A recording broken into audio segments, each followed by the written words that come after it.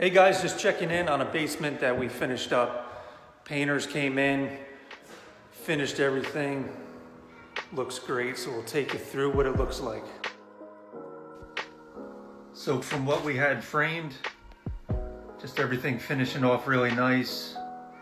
New vinyl plank floors that are in, just real durable, and just a nice open family room for them. And finished off the stairs, just going up to the first floor, and then having everything roughed in for the bathroom. We're able to just have a nice finish with full shower, new shower doors, and then custom tile on the floor. Just a nice big bathroom for down here in the basement, and plenty of storage in this single bowl vanity.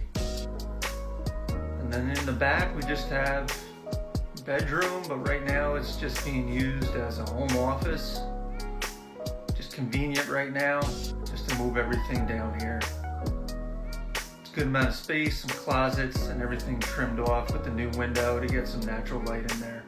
Alright guys, thanks for checking it out, and we'll see you on the next one.